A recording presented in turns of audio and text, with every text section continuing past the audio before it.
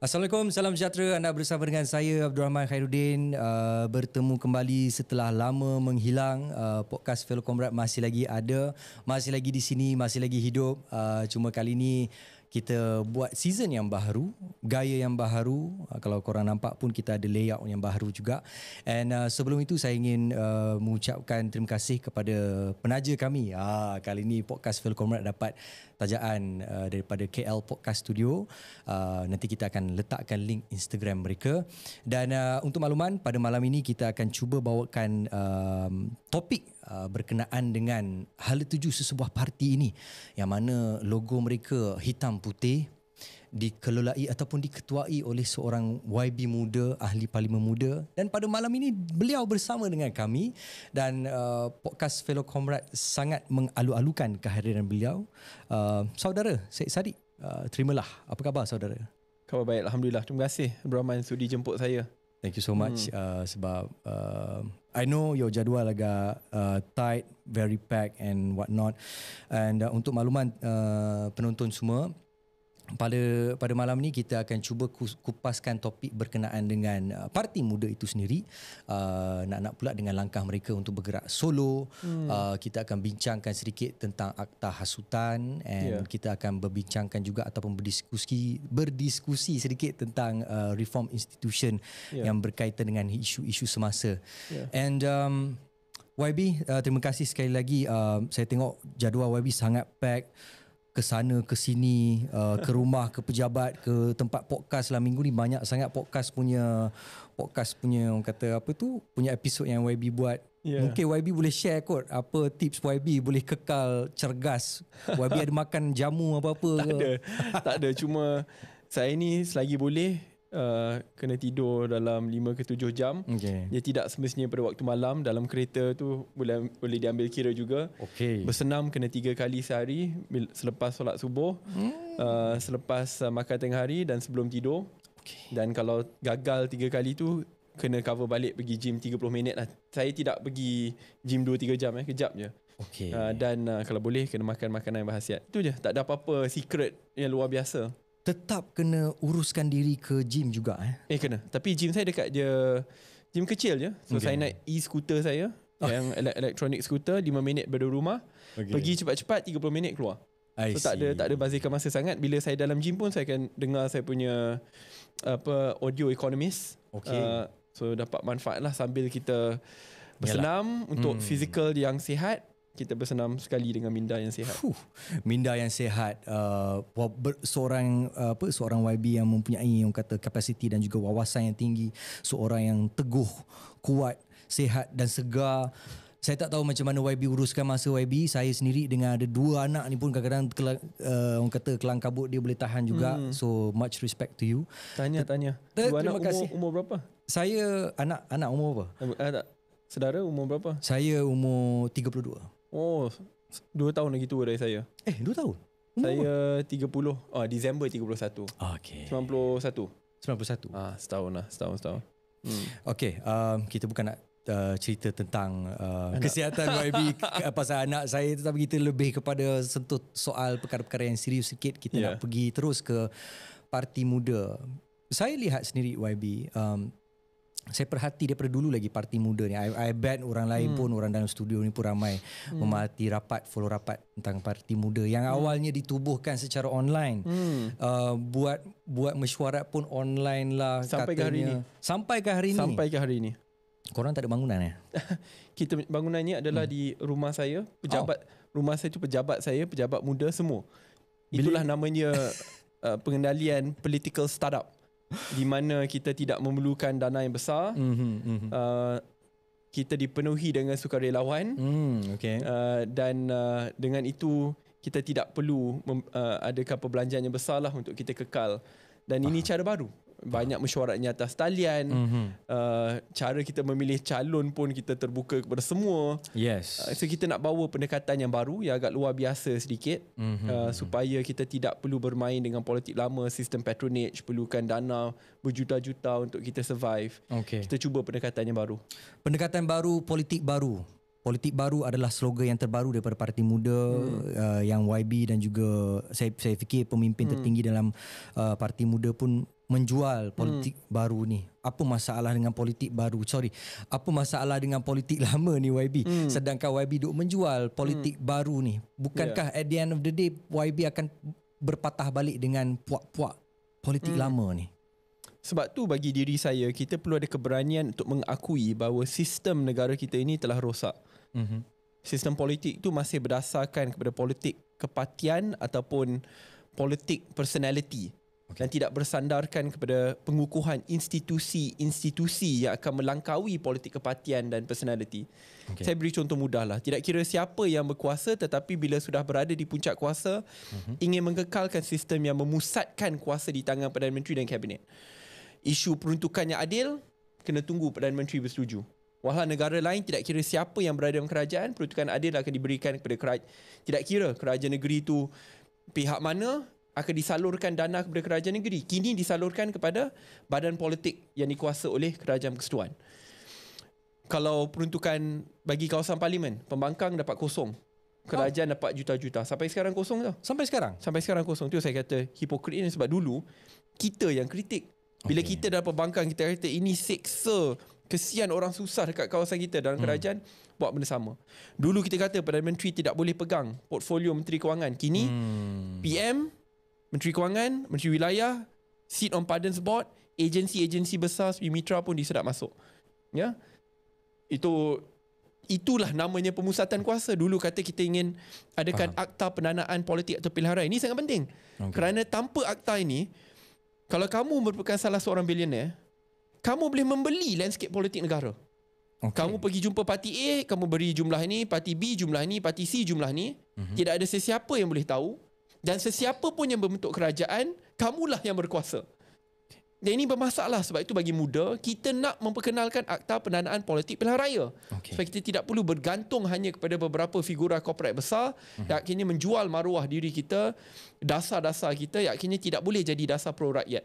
Sebab itu kita lihat pada hari ini, ya, banyak isu monopoli, concession besar masih dipanjangkan. Dulu kata ingin kurangkan, kini masih diteruskan. Ya. Sebab itu saya rasa ada banyak lagi penambahbaikan perlu kita buat, tapi secara rumusannya, politik baru ini kita ingin melihat politik yang matang, politik yang tidak berdasarkan kepada sentimen perkauman, politik berdasarkan kepada pembaharuan dasar, politik nilai, politik khidmat, tetapi dengan satu misi dan visi yang jelas, untuk jadikan Malaysia negara yang maju. Dan untuk kita jadi negara yang maju, kita perlu adakan institusi-institusi yang kuat, bebas, berdikari, tidak kira siapa pun yang jadi kerajaan persekutuan atau negeri, tidak kira siapa pun yang jadi Perdana Menteri, tidak kira parti mana pun yang menang, Malaysia tetap akan berada di landasan yang betul, kita tetap akan maju ke hadapan. Saya beri contoh. Australia, ada sekali tu dia tukar Perdana Menteri 3-4 kali lebih dari kita dalam tempoh masa setahun. Wow. United Kingdom, dalam tempoh masa 2 tahun 3-4 Perdana Menteri. Tetapi negaranya masih berada di landasan yang betul. Mengapa? Kerana institusi negara itu sangat kuat. Jelas. Di Amerika Syarikat, apabila mereka memilih Donald Trump, apabila ada cubaan untuk campur tangan, ya, dalam institusi negara itu, ditolak. Dan akhirnya beliau dikeluarkan. Institusi negara itu perlu kuat kerana institusi melangkaui personality dan politik kepatian. Saya tahulah orang kata, alah, Sadiq cakap politik institusi ni, it's not sexy. Politik agama, politik bangsa, politik sentimen, sangat seksi, senang untuk dijual. Ya, memang senang. Tetapi akhirnya untuk kita jadikan Malaysia negara yang maju, sistem pendidikan yang berkualiti, pengangkutan awam yang baik, kita nak bincangkan soal tentang tenaga boleh baru ataupun tenaga hijau. Kita ingin jadikan Malaysia sebagai negara majoritinya rakyat Islam tapi moderat, ya, yang ada institusi yang kuat, ada sistem pendidikan yang terbaik. Daripada sudut ekonomi, kita di antara yang terbaik di rantau ini sebab akhirnya boleh dijadikan contoh kepada negara-negara lain. That is what a developed country is about. Tetapi berdasarkan kepada institusi. Sangat in-depth penjelasan YB berkenaan dengan politik baharu. Kini kita akan berehat seketika. Kita akan jumpa sebentar saja lagi.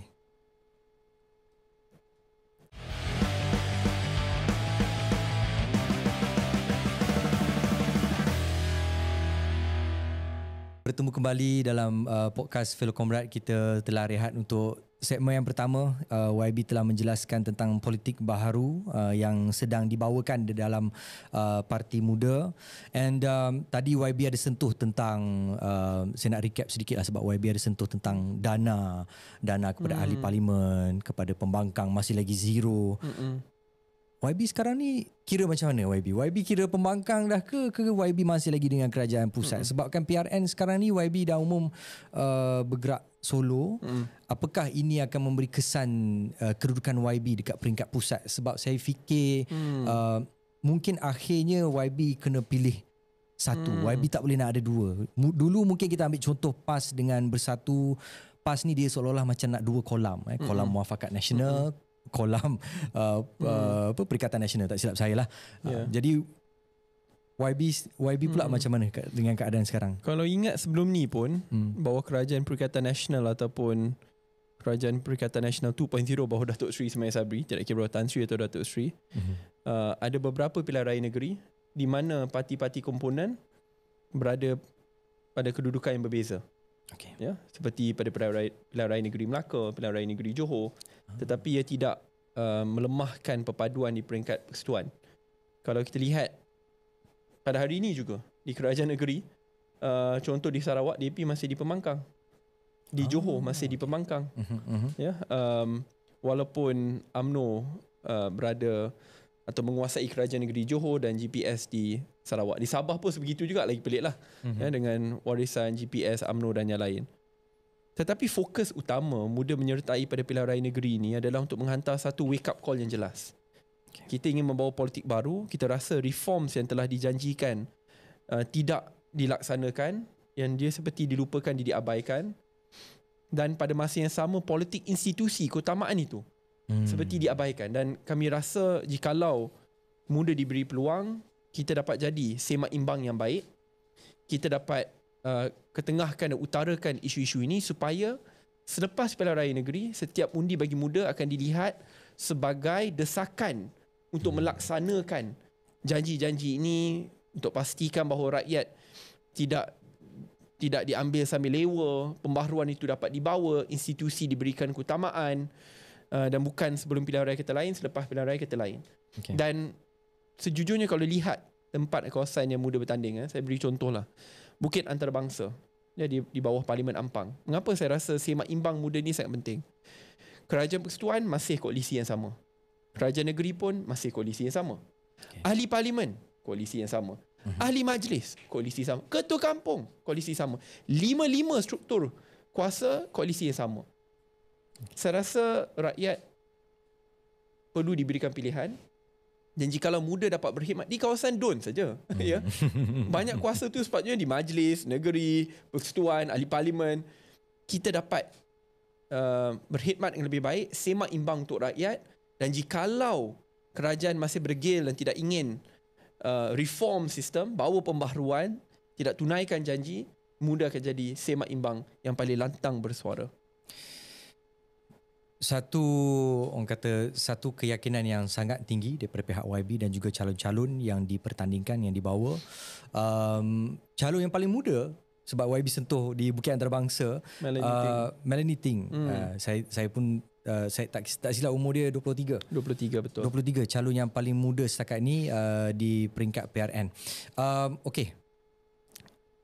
Hala tuju Muda semasa PRN ni saya dapat melihat daripada kenyataan YB, daripada PC YB kata kita akan buka pencalonan kepada umum, kepada rakyat tempatan dekat kawasan mana-mana kawasan. Betul. Ibaratnya calon rakyat daripada rakyat kepada rakyat. YB juga mengumumkan kita nak Parti Muda nak nak bekerjasama dengan NGO, NGI. Nampak gayanya dia seolah-olah macam copy paste strategi Pejuang. Yang mana Pejuang dia bertanding semasa, yalah berbeza, bezanya pada ketika itu adalah PRU dan ini adalah PRN. Apa yang Pejuang buat pada ketika itu adalah dia bertanding banyak kerusi, saya pun tak pasti berapa banyak, and semua dah nak semua kerusi je bertanding. Semua dah nak semua lah. Dah nak semua. And saya dapat lihat mereka pun bawa NGO, founders, pengasas, aktivis untuk menyertai dalam PRU. Kita ambil contoh Tanjung Karang ada siapa tu? Brother Lando. Kuat berkhidmat. Dia memang background seorang dia yang saya hormati juga. Kuat berkhidmat. Pandailah dia pilih calon. Saya ambil contoh dekat Temerloh kita Parti Pejuang bawa seorang insan yang bernama Amiruddin Yahya, tak silap saya. Dia pun adalah calon tempatan bekas Presiden Isma, calon tempatan, membesar di kampung, sekolah pun dekat sana. Background dalam aktivisme dia sangat luas, sangat besar. Kalau tengok profil dia, TikTok lah. Dan dia pun sangat lantang dalam media sosial, sangat lantang dalam aktivis dia, especially topik berkenaan dengan topik Melayu Islam. Pejuang pun pada ketika itu mengikut naratif parti, mengikut naratif Melayu Islam. Namun yang demikian, strategi yang saya maksudkan tadi tu, calon tempatan, bekas Presiden Isma, aktivism and whatnot. But at the end of the day, dia pun rakyat tidak memilih mereka. Rakyat tidak memilih pengasas-pengasas, aktivis dan sebagainya. Apakah YB yakin muda boleh dapat, orang kata, reflect yang berbeza pada PRN yang kali ini? Ada 3 perbezaan utama di sini. Pertama sekali, muda perlu realistik. Kita tidak boleh bertanding di ratusan kerusi seperti apa yang GTA sebelum ni lakukan dan seperti apa 2 blok politik besar lakukan.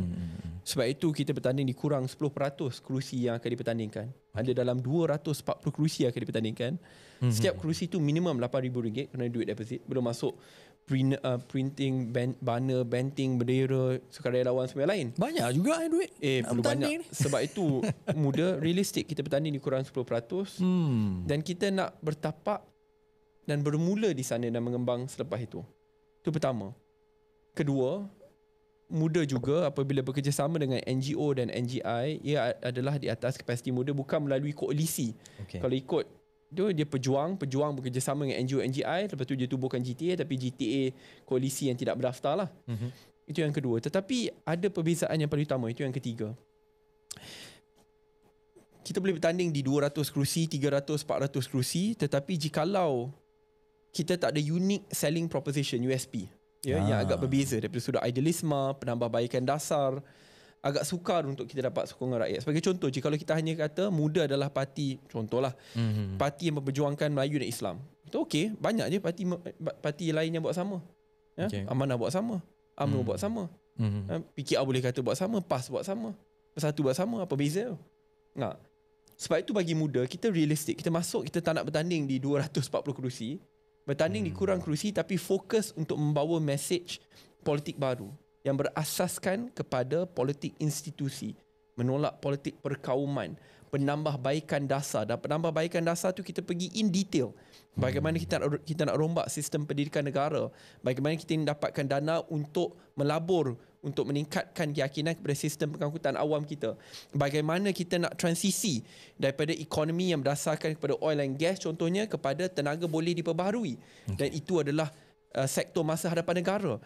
Ini adalah contoh-contohnya. Penambahbaikan, contoh muda sebentar tadi telah pun mencadangkan bahawa kita perlu hapuskan sistem pencen bagi ahli parlimen ataupun ADUN dan gantikan seperti sektor swasta, orang lain perlu mencarum, kita buat perkara sama. Mana adil?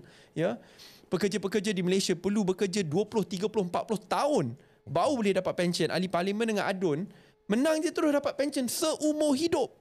Seumur hidup. Ini belum masuk lagi apabila orang tu ADUN, ada pencen ADUN, pencen ahli parlimen, pencen menteri, pencen speaker.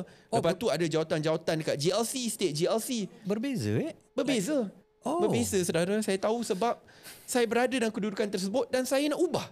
It's not fair. So kalau boleh ubah saya punya, walaupun saya sekarang ni, saudara, saya baru berkhidmat sebagai menteri 22 bulan. Tak layak dapat pencen, tapi dah dimasukkan. Ahli parlimen dah dapat 2 pencen yang berbeza. Belum lagi kalau saya jadi ADUN atau jadi speaker. Ada lagi berbeza. Kalau pegang jawatan GLC, berbeza. Ya Allah, sebab tu saya kata benda ni tak layak. Sebab tu kita fikirkan kenapa orang politik ni suka sangat je nak jadi ahli politik sampai ke akhir zaman. Inilah reason dia. Sebab saudara, saya beri contoh. Tahu tak, kiraan pencen menteri ni bukan ikut berapa lama you berkhidmat sebagai menteri tau. You berkhidmat menteri 1 hari pun, tapi you jadi ahli parlimen 10 penggal, dia ikut berapa lama you berkhidmat sebagai ahli parlimen. Itulah cara kiraan pencen menteri. Pelik tak? Maksudnya you jadi menteri satu hari, you jadi ahli parlimen 10 penggal, pension you memang sangat tinggi. Wow. Sebab tu saya rasa ada ketidakadilan di sini. Saya rasa sangat tidak adil kerana saya datang daripada keluarga yang dipenuhi dengan pejabat awam. Saya lihat bagaimana mak saya kena bekerja berdekad-dekad sebelum boleh dapat pension. Atuk saya bekerja dalam Navy, tentera laut di Raja Malaysia. Berdekad-dekad baru dapat pension. Saya nak ubah sistem tu. Dan kerana dengan pengubahan sistem tersebut, barulah kita tahu orang yang menyertai politik adalah kerana mereka ingin berkhidmat. Bukan soal jawatan, bukan soal duit, dapat pension senang. They want to serve. Ya, sebab itu lagi satu yang kita baru tawarkan. Isu pelantikan GLC, tidak kira peringkat negeri atau persekutuan, kita akan buat berdasarkan merit di mana kita buka kepada semua. Okay. Kalau contohnya bawa MBI, Kerajaan Negeri Selangor, ingin jadi pengerusi, kita buka kepada semua. Tiba-tiba ada tokoh korporat yang ingin tawarkan diri, mohon. Kalau ada salah seorang mantan menteri yang rasa dia ada credentials, boleh, mohon. Dan akan ada badan bebas ya yang akan memilih. Bukan lagi bawah hanya menteri besar contohnya yang akan memilih. Kita nak ada akhirnya proses pemilihan itu lebih baik kerana ini bukan soal kita nak agihkan jawatan untuk tujuan politik. Bukan itu saja, saudara. Kalau kita lihat berapa kali kita dah bail out GLC, Felda, Felkra, tabung haji, ya. Kalau kita kira tu 9 bilion, 8 bilion, 7 bilion kerana pengurusan yang tidak cekap dan lemah. Kerana akhirnya ia tetap di bawah kawal selia pemimpin politik, elit politik untuk tujuan peribadi dan parti mereka. Tetapi siapa yang perlu bayar bila bail out? Koranglah, kita semua. Betul. Kita membayar cukai. So perlu ada keberanian untuk mengubah sistem setiada. Bukan saya nak, kalau ada contoh mantan menteri ataupun ahli politik yang memang layak kerana dia sebelum ni 20 tahun dia berkhidmat dalam sektor korporat, contoh the late Khalid Ibrahim.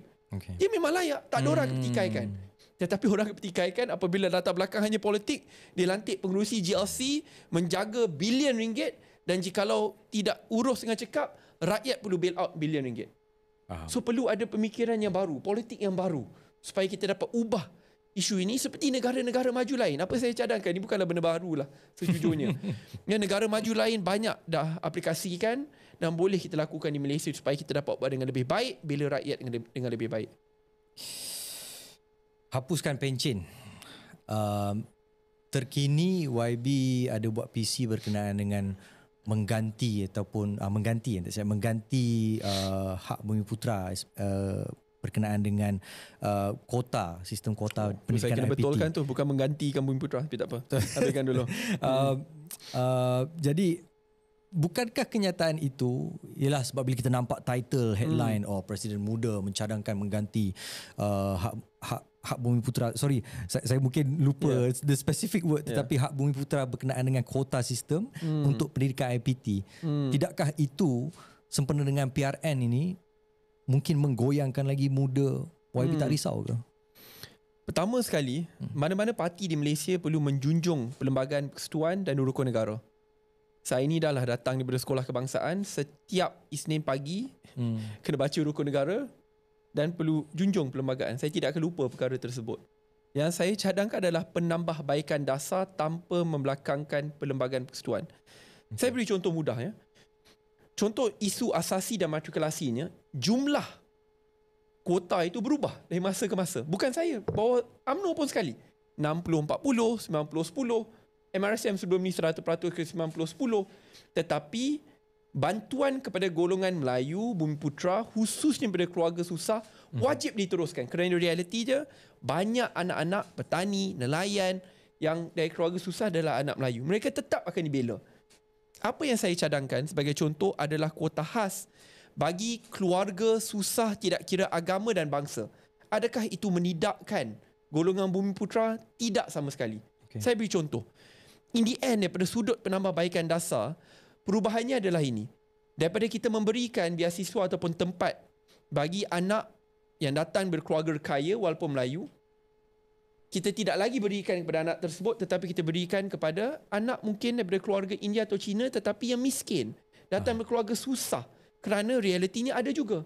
Tetapi ini adalah bantuan kepada semua tidak kira agama dan bangsa, tetapi yang datang berlatar belakang keluarga susah. Adakah ia akan menidakkan peranan MARA? MARA tetap akan ada. Felda tetap akan ada, Felkra atau Haji tetap akan ada. Apa yang saya sedang lihat, bagaimana kita ingin menambah baik daripada sudut dasar untuk memastikan bahawa safety net, jaringan keselamatan bagi anak-anak keluarga susah itu boleh ditambah baik.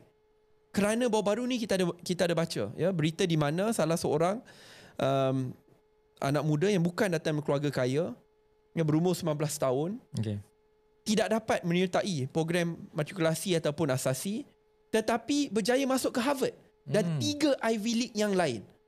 Akhirnya kalau kita lihat dalam sudut kepentingan negara, siapa yang hilang? Malaysia.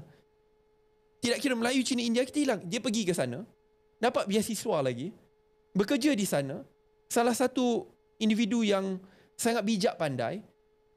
Akhirnya kita hilang talent. Bila hilang talent tu, industri di Malaysia, Melayu, Cina, India akan terima kesan negatif tersebut. Sebab itu dalam bab ini, cadangan saya, kalau kamu datang berkeluarga susah, kamu wajib dapat bantuan. Dan sistem itu adalah sistem yang merupakan campuran. Sebab itu saya panggil dia needs based, bukan dia setakat merit based. Merit based saya beri contoh. Kalau kita ikut pure merit, tak adil juga.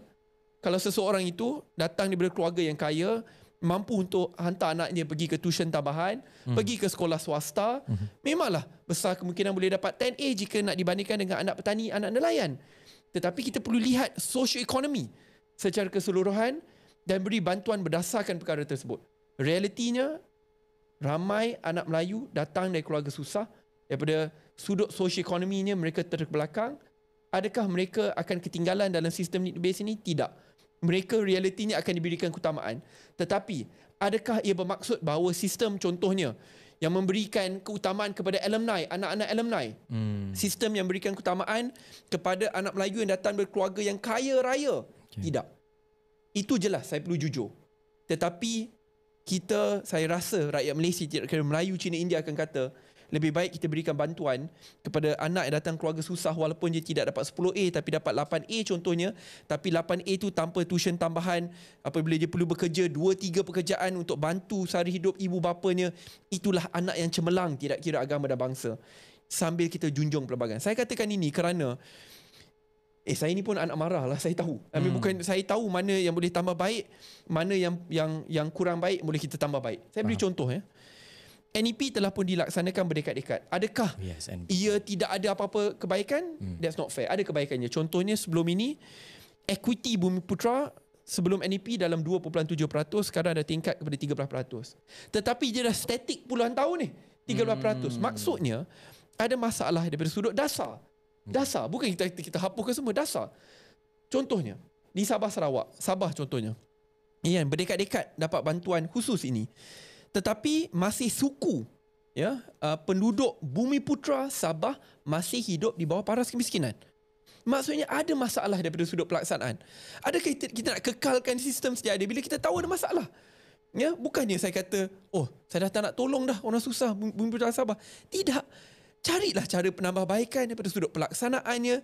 Tidak lagi selalu cara lama Tak apa, kita just beri kontrak berbilion kepada golongan ini atas harapan bahawa akhirnya orang susah Melayu akan dapat nikmatnya. Tidak. Kita perlu ada penambahbaikan dari sudut dasar and data-driven decision making. Sebab kita dah ada datanya selepas puluhan tahun.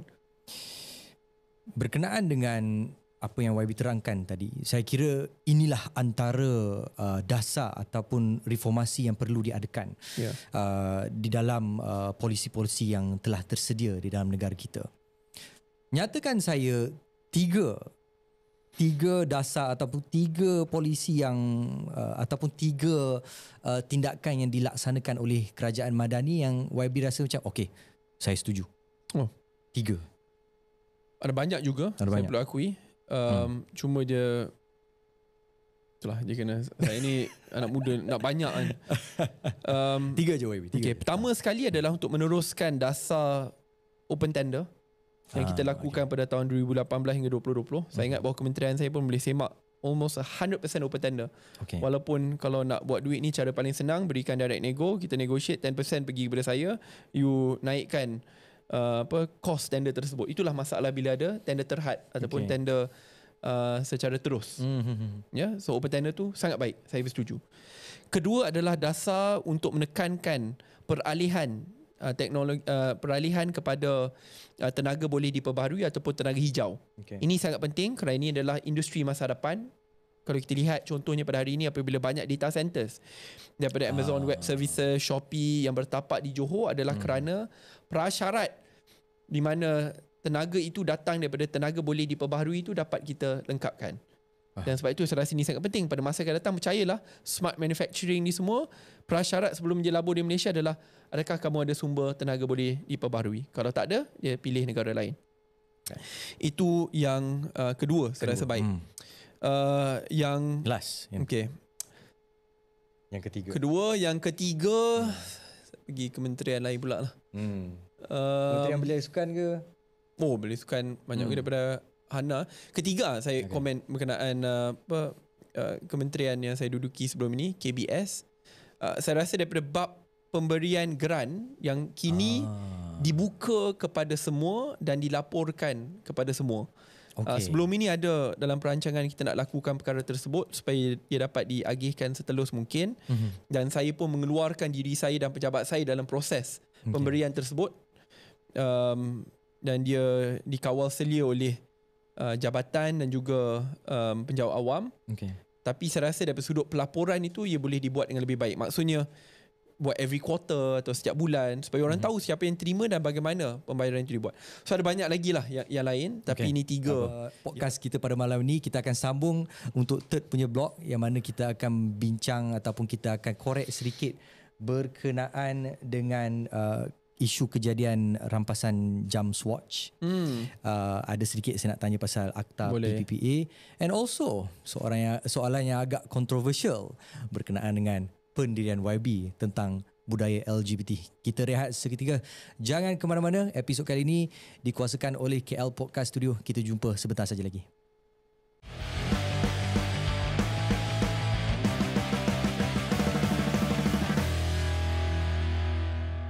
Bertemu kembali dalam podcast Fellow Comrade. Baik YB, saya tak nak lengahkan masa lagi untuk podcast kali ini. Kita nak rewind balik, kita nak flashback balik pada suatu ketika dahulu kedai-kedai jam yang menjual jam Swatch, produk Pride ni, berlaku rampasan di kedai-kedai mereka ni, dan saya difahamkan rampasan tersebut dilakukan di bawah akta PPPA. Menerusi parti muda daripada saudari YB Amira. YB Amira menegaskan tentang, orang kata, ini adalah, orang kata, kiranya YB Amira tu dia macam betul-betul upset lah dengan kejadian ini, dan dia pun persoal kenapa rampasan ini berlaku di bawah akta tersebut.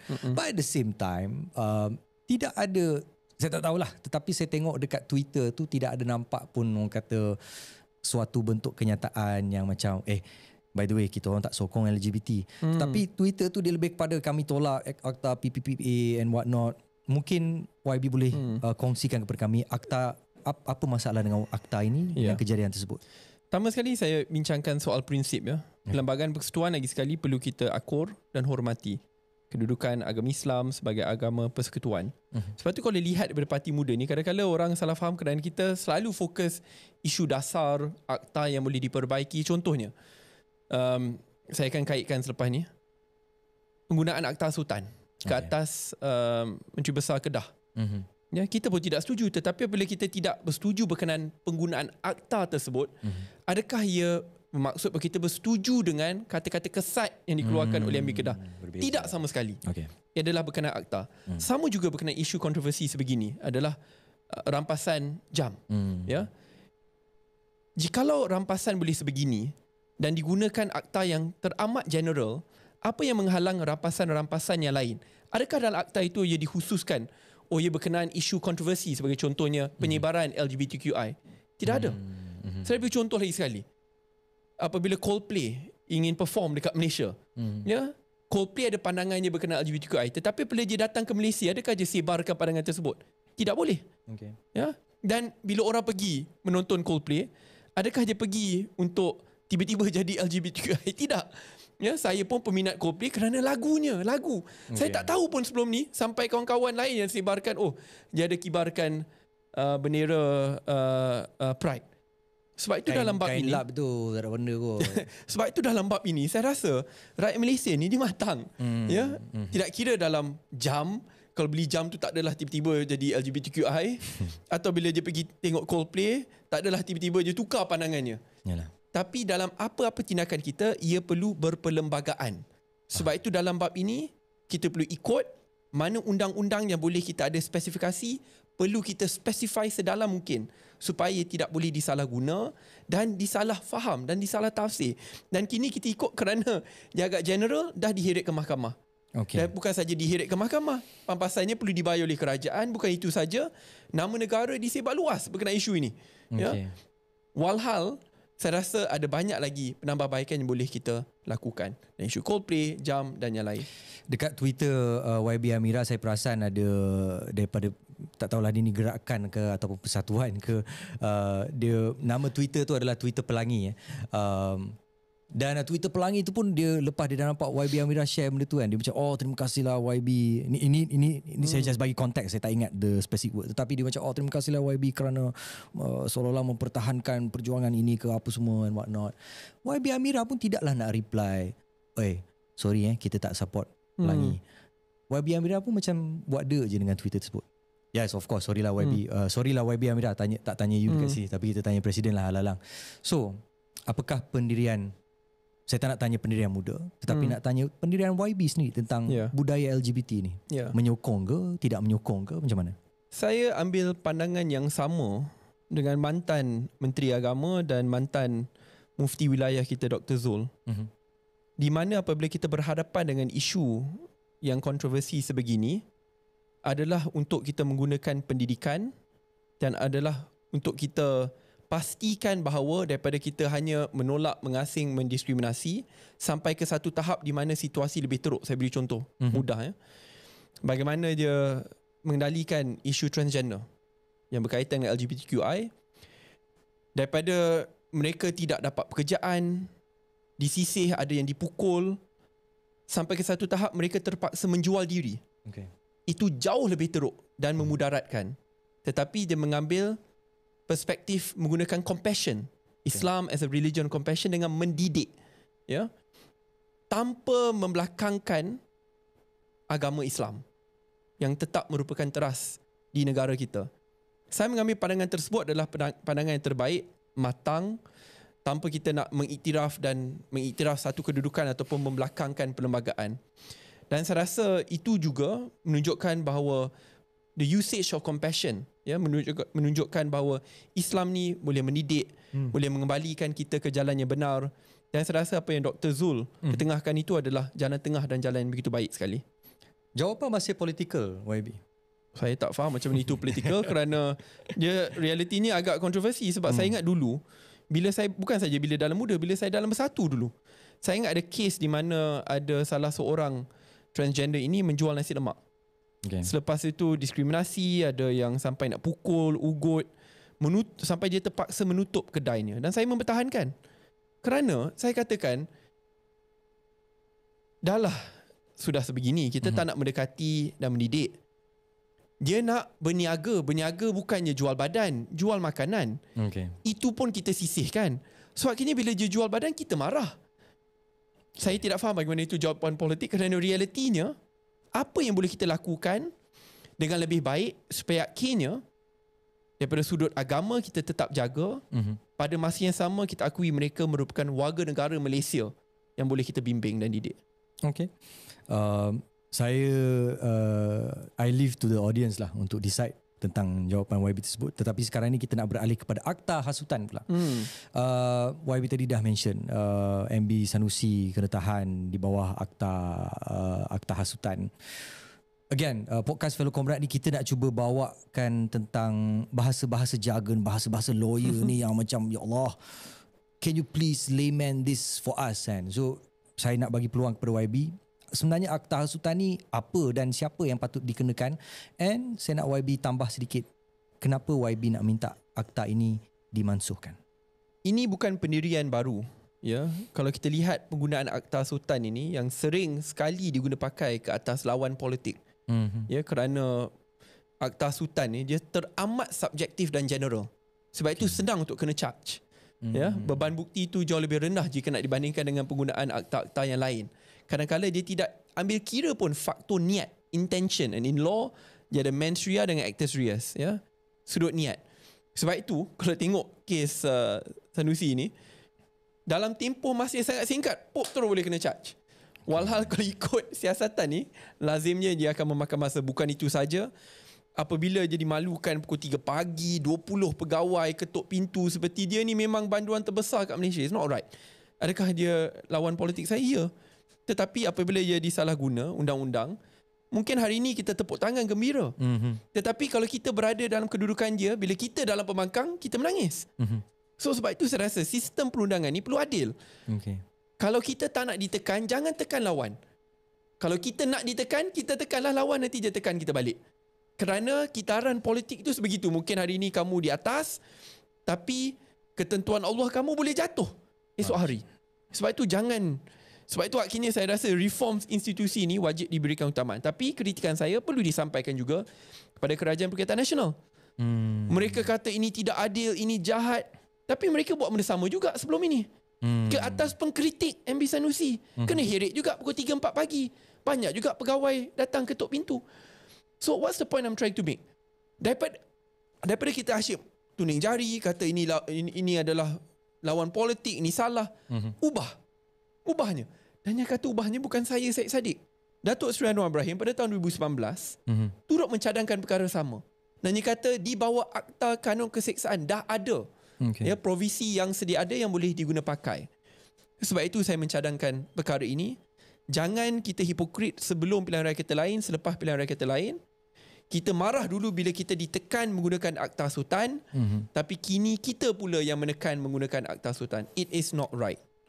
Saya tengok balik kenyataan yang dikeluarkan oleh Parti Muda dan juga PSM yang dikeluarkan pada 18 Julai. Kenyataan yang bertajuk mansuhkan Akta Hasutan, mana pergi janji reformasi. Manakala sebelum kenyataan ini dikeluarkan pada tarikh 13 Julai, Muda di peringkat negeri Selangor turut mengeluarkan satu kenyataan. Apa yang saya cuba sampaikan dekat sini adalah kenyataan yang disampaikan oleh peringkat negeri Selangor ni memang mereka pun tidak bersetujulah dengan apa yang MB Sanusi buat. Betul. And memang betul-betul lantang dan marahlah kepada MB ni, senang cerita. Betul-betul marahlah kepada MB Sanusi. Tapi kenyataan YB dan dengan kenyataan PSM pula dia berbeza. Dia seolah-olah macam kenapa buat macam ni dekat MB Sanusi? Tidak betul. Dia jadi macam yang peringkat negeri cakap macam ni, yang peringkat pusat dia cakap macam ni. Dia tidak ada perbezaan sejujurnya.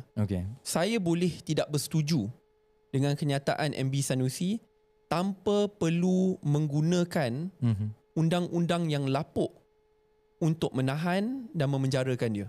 Ada perbezaan yang sangat ketara. Walaupun saya tidak setuju, marah dan kadang-kadang saya rasa agak menjengkelkan kata-katanya, tetapi saya boleh melawan dengan hujah, dengan fakta, dengan data tanpa memerlukan undang-undang yang saya sendiri akui sebelum ini sebagai undang-undang yang lapuk. Itulah perbezaannya. I may not like what you say, but I'll defend your right to say it.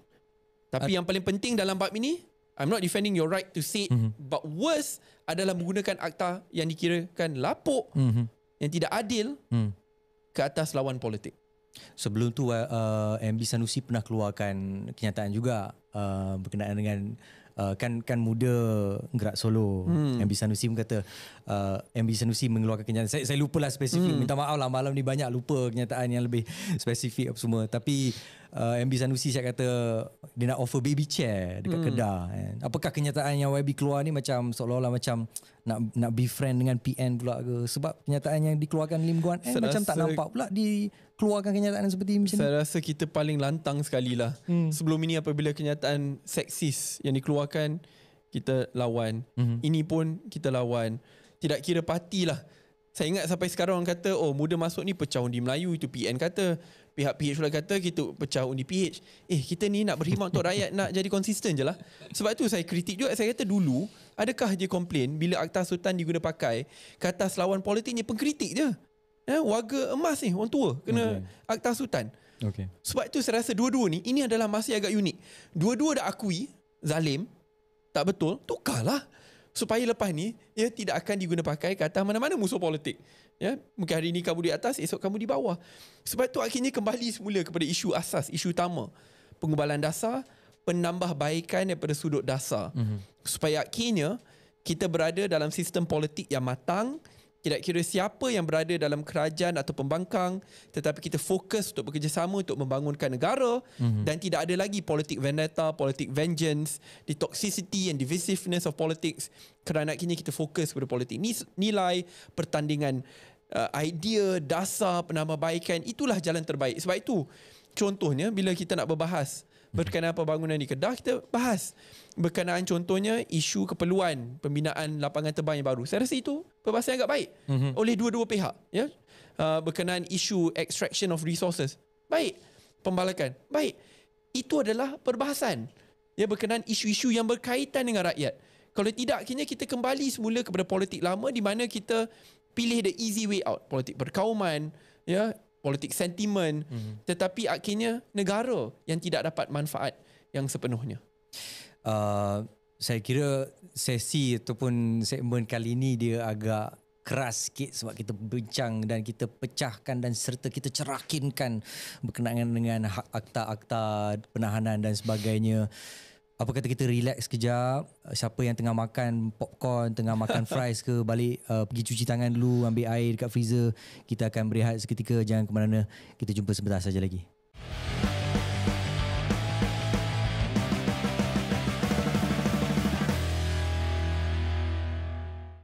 Terima kasih anda kembali bersama dengan podcast Fellow Comrade edisi terkini dikuasakan oleh KL Podcast Studio. Baik YB, saya kira perbincangan yang agak produktif malam ni.